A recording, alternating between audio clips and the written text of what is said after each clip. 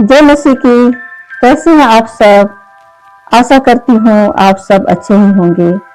मैं भी अच्छी हूँ। आज मैं पवित्र आत्मा के कार्य के बारे में बतलाना चाहती हूँ।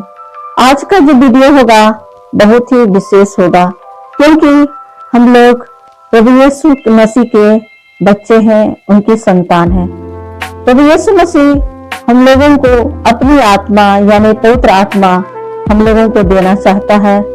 तो आइए उनके विशेष कार्य क्या है, उनके बारे में हम लोग आज सीखेंगे और सुनेंगे और अपने जीवन में हम लोग लागू करेंगे। तो आज मैं बतलाना चाहती हूँ कि पवित्र आत्मा के कार्य यीशु के साथ पृथ्वी के काल में किस प्रकार होते थे। इसमें मैं 5 बातों को रखूंगी और साथ ही साथ इसमें मैं वचन भी बतलाती जाऊंगी। पहला है, पवित्र आत्मा के द्वारा यीशु गर्भ में आया।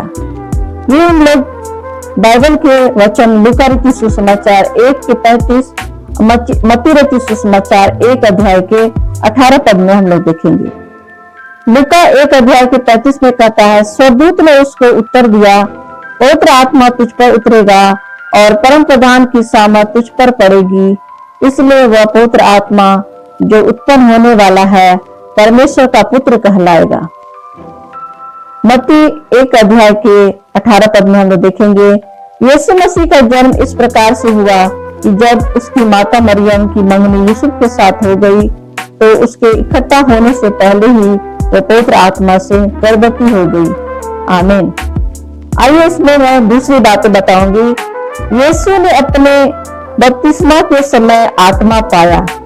ये हम लोग लूका रचित सुसमाचार 3 अध्याय के 21 और 22 पद में हम लोग देखेंगे। जब सब लोगों ने बपतिस्मा लिया और यीशु में बपतिस्मा लेकर प्रार्थना कर रहा था तो आकाश खुल गया और पवित्र आत्मा शारीरिक रूप में कबूतर के समान उस पर उतरा और यह आकाशवाणी हुई, तू मेरा प्रिय पुत्र है, मैं तुझसे प्रसन्न हूँ।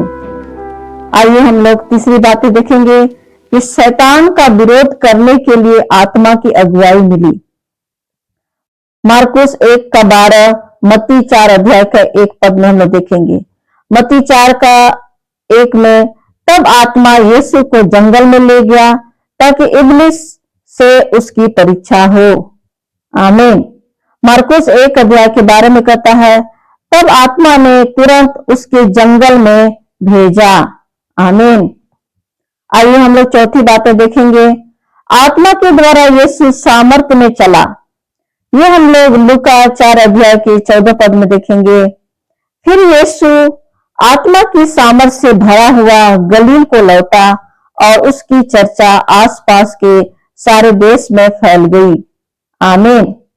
आइए हम लोग 5वीं बातें सुन लेंगे। आत्मा के अभिषेक से यीशु ने प्रचार किया। ये हम लोग देखेंगे लूका 4 अध्याय के 18 पद में। प्रभु का आत्मा मुझ पर है, इसलिए कि उसने कंगालों को सुसमाचार सुनाने के लिए मेरा अभिषेक किया है और मुझे इसलिए भेजा है कि बंदियों को छुड़ाने का और अंधों को दृष्टि पाने का सुसमाचार प्रचार करूं और कुचले हुओं को छुड़ाऊं। आमीन। आज मैं विशेष रूप से ये वीडियो बनाने का मतलब है कि पवित्र आत्मा के कार्य यीशु के साथ बहुत ही अच्छी तरह से हम लोग बाइबल में पढ़ेंगे और सुनेंगे, क्योंकि हम लोगों को पवित्र आत्मा का ज्ञान मिलना बहुत जरूरी है। पवित्र आत्मा के सामर्थ पाना बहुत जरूरी है। पवित्र आत्मा के बिना हम लोग कुछ भी नहीं है। पवित्र आत्मा हमें हर जगह अगुवाई कर सकता है, हम सबकी मदद कर सकता है, हमारे जीवन में कार्य कर सकता है। हम अपने जीवन में अगर हम किसी भी कमी घटी को पाते हैं, जब तक कि हम पवित्र आत्मा को नहीं पाते हैं तब तक हम कोई भी प्रार्थना हमारी स्वर्ग तक नहीं पहुंच सकती है। तो हम सब जहां तक हो सके हम आत्मा की अगुवाई में प्रार्थना करें, अधिक से अधिक उनके पास वचनों के द्वारा वचनों के साथ हम लोग प्रार्थना करेंगे और जरूर हमें यीशु के साथ साथ पवित्र आत्मा भी हमारी सहायता करेगा, क्योंकि वो हमारा सहायक है। आइए आज मैं इन सारी बातों को मैंने रखा है। आप सब मैं बार बार मैं यही बतलाना चाहूंगी कि पवित्र आत्मा के पास जरूर आप प्रार्थना कीजिए, उनके सामर्थ्य की पाने की कोशिश कीजिए, क्योंकि हम अधूरे हैं पवित्र आत्मा के बिना। क्योंकि हम जानते हैं कि यीशु मसीह भी पवित्र आत्मा को ग्रहण किए थे और पवित्र आत्मा को ग्रहण करने के बाद उन्होंने आश्चर्य कर्म किया और अचरज कार्य किया, बहुत सारे चमत्कार चिन्ह उन्होंने दिखाए और जो हम बाइबल में पाते हैं।